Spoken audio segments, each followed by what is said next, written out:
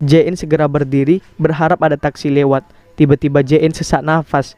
Dia terduduk di lantai sambil memegangi dadanya. Dan sayangnya dia tidak membawa kantong kertasnya. Lian panik. Dia lalu melepas mantelnya dan menutupi Jae-in dengan itu. Jangan khawatir, aku tidak akan menyentuhmu sampai kamu mengizinkannya. 봉투 없어? 너가 허락하기 전에 너 안 만져. I do.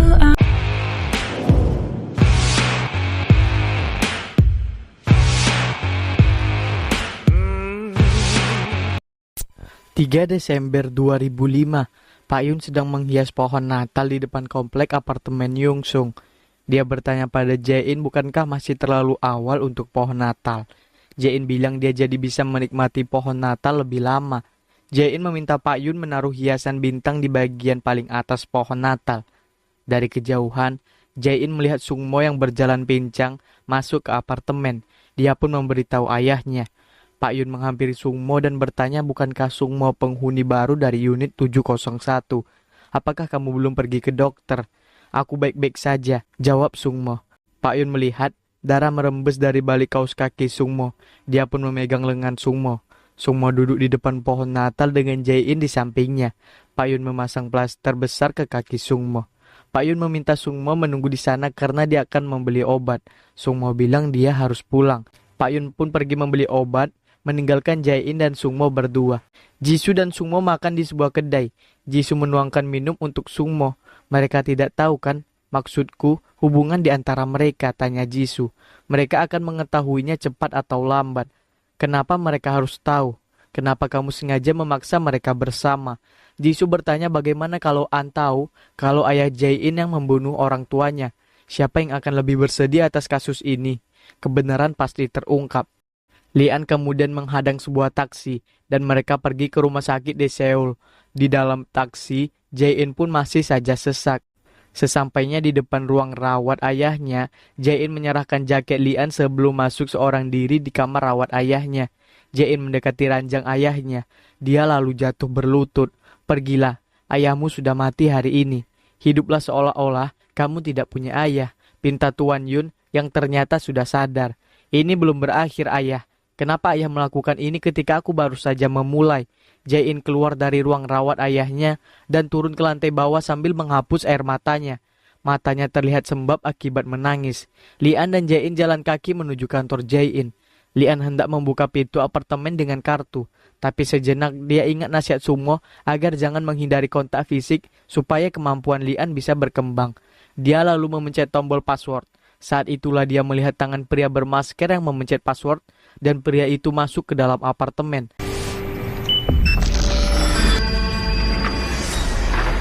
Lian sontak terkejut melihatnya. Dia tengok kanan kiri lalu dengan hati-hati masuk meneliti keadaan apartemennya. Lian masuk ke kamar Sungmo dan tidak menemukan siapapun di sana. Dia kemudian masuk ke kamarnya dan melihat putih salju yang bersembunyi di kolong tempat tidur. Petugas keamanan menceritakan kalau sekitar jam 7 malam ada keluhan dari tetangga Lian karena si putih salju terus saja menggonggong. Tiba-tiba Sungmo datang dan meminta melihat rekaman CCTV.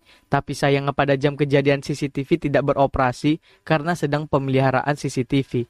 Sungmo pun pergi dari ruang pusat kontrol keamanan.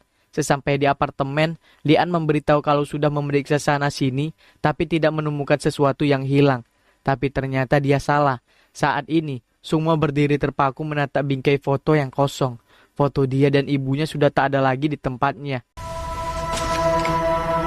Sungmo bertanya apa Lian ingat saat dia meninggalkan Lian dulu. Saat itu aku tidak berniat kembali ke Korea lagi karena pria itu. Apa kamu melarikan diri darinya? Kenapa kamu kembali saat itu? Terlihat si pria bermasker masih duduk di depan api yang menyala dari dalam tong. Dia menatap foto Sungmo dan ibunya, lalu menyentuh foto itu. Sungmo menatap Lian dan menjawab pertanyaan Lian. Karena ini sudah waktunya untuk mencarinya. Aku akan mencari dia dan membunuhnya.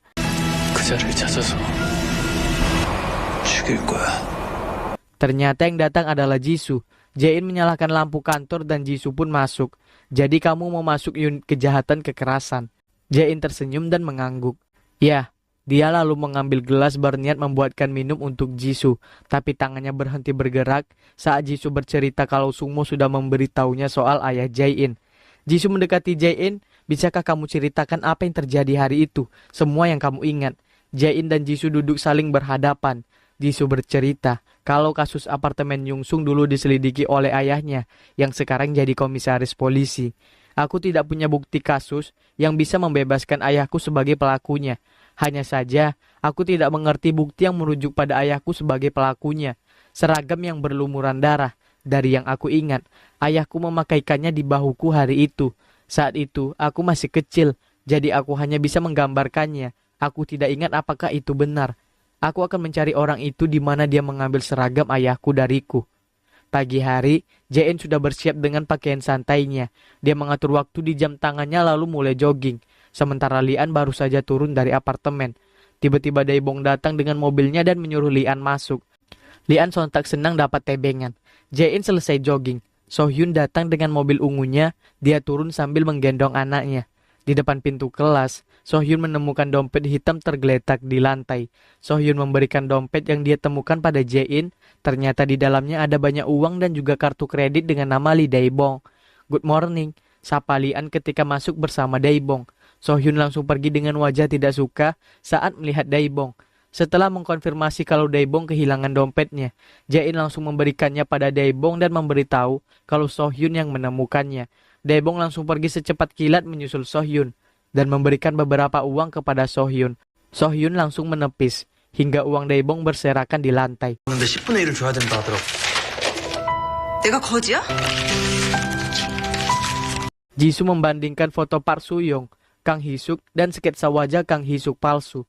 Bukankah mereka mirip? Jika Kim Gap-yong yang membunuh Park Soo-young dan Kang Hee-suk, maka tebakanku penipu ini entah bagaimana terhubung dengan Park Soo-young. Kang Hee-suk palsu bisa saja hidup sebagai Park Soo-young sebelum hidup sebagai Kang Hee-suk. Untuk waktu yang lama, Park Soo-young berada di rumah sakit jiwa seperti Jeondu. Tapi dari tahun 2009 sampai 2013, dia menggunakan kartu kreditnya dan juga paspornya. Lanjut Sungmo sambil menunjukkan berkas laporan terbarunya.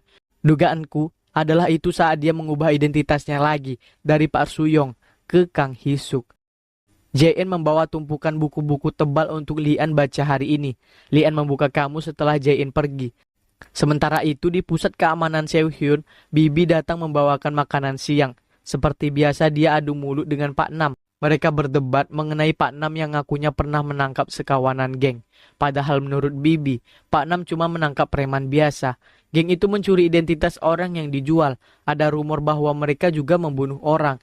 Jae-in yang hendak pergi mengantar makanan untuk Lian tertarik mendengar cerita Pak Nam. Geng semacam apa mereka? Bisakah Anda memberitahuku lebih lanjut? Pegawai di kantor Sungmo memberikan catatan mengenai Kim Gap-yong. Dia memberitahu kalau Kim Gap-yong punya catatan yang cukup banyak. Penipuan, penyerangan, dan perampasan. Dia juga bercerita kalau Sungmo sebenarnya pernah bertemu sekali dengan Kim Gap-yong di salah satu kasusnya. Tim investigasi kasus koper mengadakan rapat. Sungmo mempresentasikan profil Kim Gap-yong yang ternyata tergabung dalam organisasi besar perdagangan manusia, Dragon Head Hunting. Organisasi itu juga mencuri identitas orang lain. Lian tertarik membaca sebuah kata, Alexithymia, ketidakmampuan menunjukkan emosi. Lian tertawa sendiri. Tiba-tiba Jae-in datang dan buru-buru mengajak Lian pergi. Aku baru saja mendengar sesuatu yang sangat penting. Dragon Head Hunting. Ini adalah organisasi besar yang menjual identitas curian. Mereka sudah tersebar, tapi kantor pusat mereka masih ada. Cerita Jae-in dengan antusias, tapi reaksi Lian malah biasa-biasa saja. Jae-in tanya, apa yang tadi sedang dibicarakan Lian?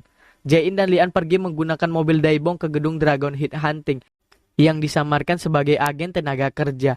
Mereka masuk ke lift dan di setiap tombol lift ada keterangan yang menunjukkan ruangan apa yang ada di lantai tersebut. Lian menekan tombol dengan sikunya. Begitu lift terbuka, mereka langsung tertegun melihat orang-orang berjas hitam yang berseliweran. Seorang resepsionis menyambut Jae-in dan Lian.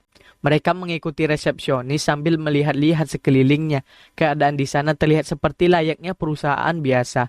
Terlihat ada banyak orang di sana. Jisoo dan Sungmo mendatangi Komisaris Yoon untuk meminta bala bantuan untuk menangkap anggota Dragon Head Hunting.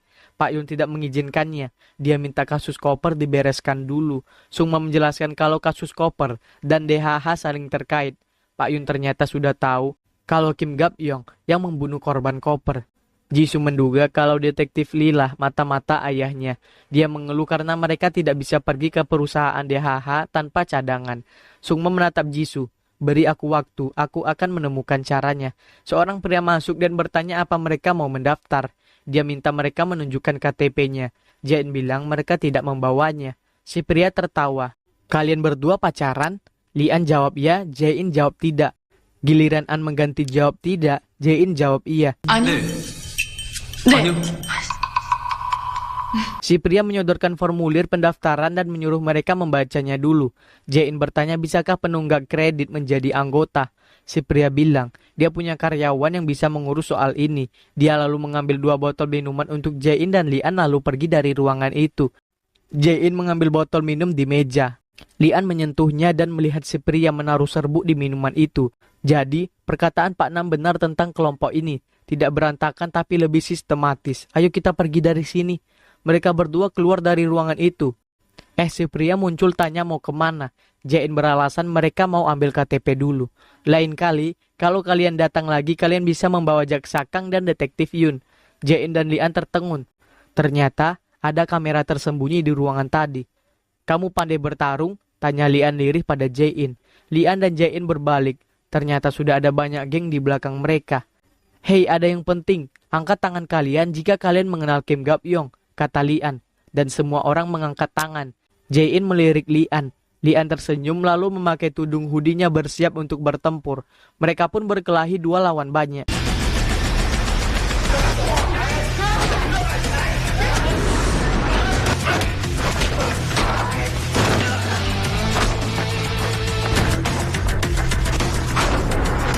Jae-in bergegas memencet tombol lift. Dari dalam lift, keluar gerombolan polisi dipimpin detektif Lee. Perkelahian kembali terjadi. Kali ini banyak lawan sangat banyak.